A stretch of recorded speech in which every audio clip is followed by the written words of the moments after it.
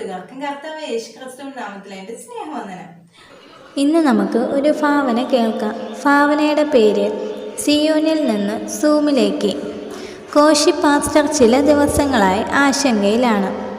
നീണ്ട മാസങ്ങളിലെ ലോക്ക്ഡൗൺ കഴിഞ്ഞ് ഞായറാഴ്ച ആരാധനാലയം തുറക്കുകയാണ്. എന്തൊക്കെയാകുമോ എന്തോ. ഒരു കൊറോണ മൂലം സഭാജനം 2 തട്ടിലായി എന്നതാണ് ഒരു നഗ്ന സത്യം.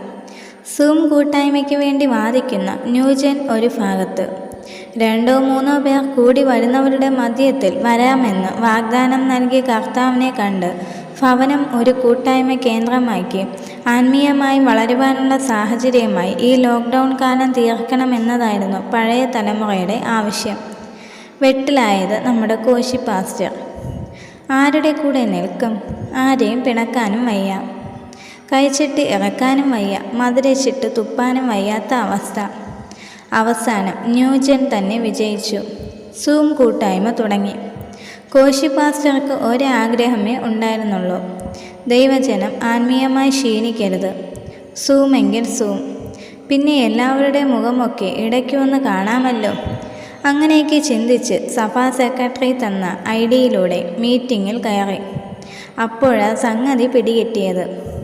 തനി വീട്ടുവേഷത്തിൽ അശ്രദ്ധരായി ഇരിക്കുന്നവരും യോഗത്തിന് ഇടയിൽ എഴുന്നേറ്റ് പോകുന്നവരും ഒരു ഭാഗത്ത്, ലാപ്പിൽ ഓൺലൈൻ കൂട്ടായ്മയിൽ പങ്കെടുക്കുമ്പോൾ മൊബൈലിൽ തോണ്ടിയിരിക്കുന്ന ചില യൂത്ത് മറുഭാഗത്ത്, പാസ്റ്റർ ഇരുന്ന് പ്രസംഗിക്കുമ്പോൾ കിടന്ന് ആമേൻ പറയുന്ന വിശ്വാസി.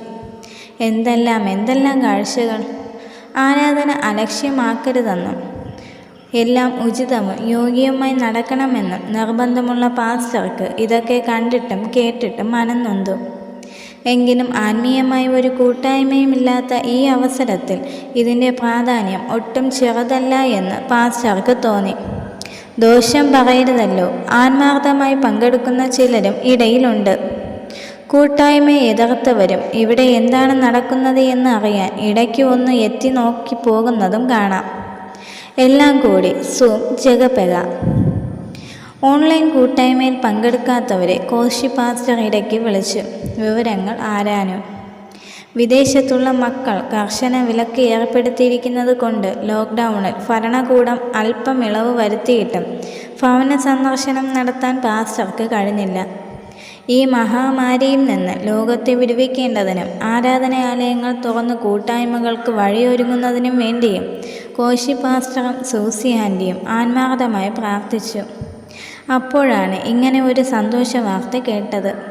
ഹൃദയം നുറങ്ങിയുള്ള പ്രാർത്ഥനയ്ക്ക് മറുപടി എന്നോണം വാർത്ത കേട്ടപ്പോൾ കോശി പാസ്റ്ററുടെ ഉള്ളു തണുത്തു. അകത്തേക്ക് നോക്കി സൂസിയെ നീട്ടി വിളിച്ചു, കാര്യം അറിയിച്ചു. ഉറക്കെ ഹല്ലേലൂയ സ്തോത്രം പറഞ്ഞു. സൂസിയും എത്തി. പിന്നെ തിരക്കോട് തിരക്ക്. പൊടി പിടിച്ച കർട്ടനുകളും കാർപ്പറ്റുകളും വൃത്തിയാക്കലും, ചുറ്റുപാടും പുല്ല് ചെത്തലും ശുചീകരണവും എല്ലാം തകൃതിയായി നടന്നു. 4 മാസമായി മടക്കി വെച്ച വെള്ള സാരിയൊക്കെ പുറത്തെടുത്ത് സൂസി ആൻറ്റി മടക്ക് നിവർത്ത് നോക്കി. പാസ്റ്ററുടെ ഏറ്റവും നല്ല വെള്ള ജുബയൊക്കെ തേച്ച് മടക്കി എടുത്തു. പാസ്റ്റർ സങ്കീർത്തന പ്രബോധനവും വചന ശുശ്രൂഷയ്ക്കുള്ള വേദഭാഗവും ഒരുക്കുന്ന തിരക്കിലാണ്. സൂമിനേക്കാൾ അധികം സമയമുണ്ടല്ലോ ആലയത്തിലെ വചന ശുശ്രൂഷ. പെട്ടെന്ന് മൊബൈൽ ചിലച്ചു. നോക്കിയപ്പോൾ സഭാ സെക്രട്ടറിയാണ്. സ്തോത്രം പാസ്റ്ററെ എന്ന് പറഞ്ഞു തുടങ്ങി. തിരിച്ച് സ്തോത്രം പറഞ്ഞപ്പോൾ സെക്രട്ടറി അടുത്ത ഡയലോഗിലേക്ക് പ്രവേശിച്ചു. പാസ്റ്ററെ, ഒരു കാര്യം പറയാനാ വിളിച്ചേ. ആരാധനയ്ക്ക് അനുമതി കിട്ടിയ വിവരം അറിഞ്ഞു. എന്നാൽ ഓൺലൈൻ കൂട്ടായ്മ തന്നെ തുടരാനാണ് ഞങ്ങൾ തീരുമാനിച്ചിരിക്കുന്നത്. സമയവും സാമ്പത്തികവും ലാഭം. ഭാര്യയ്ക്കും മക്കൾക്കുമൊക്കെ ഇതാണ് താല്പര്യം. പുതിയ തലമുറ മുഴുവൻ ഇതിനെ പിന്തുണയ്ക്കുന്നുണ്ട്. ഭൂരിപക്ഷത്തിൻ്റെ അഭിപ്രായവും ഇത് തന്നെ. പാസ്റ്റർ ഒന്ന് മൂളുന്നതിനിടയിൽ സെക്രട്ടറി പിന്നെയും തുടർന്നു. ഇനി സഭാ ഹാളിൽ വന്ന് ആരാധിക്കണമെന്ന് നിർബന്ധമുള്ളവർ അവിടെ വന്ന് ആരാധിക്കട്ടെ.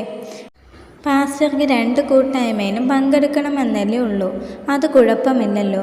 ഞങ്ങൾ വൈകിട്ട് അവിടെ വരുന്നുണ്ട്. നമുക്ക് സഭാ ഹാളിൻ്റെ ബോർഡ് ഒന്ന് മാറ്റി വയ്ക്കണം.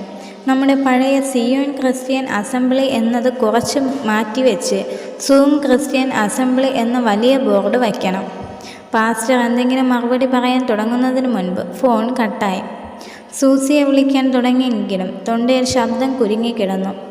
കണ്ണിൻ്റെ മുൻപിൽ പുതിയ ബോർഡ് തെളിഞ്ഞു നിൽക്കുന്നു. Zoom Christian assembly. കാതുകളിൽ ചില നാളുകൾക്ക് മുൻപേ കേട്ട ആത്മീയ ഗീതത്തിൻ്റെ അലയൊലികളും.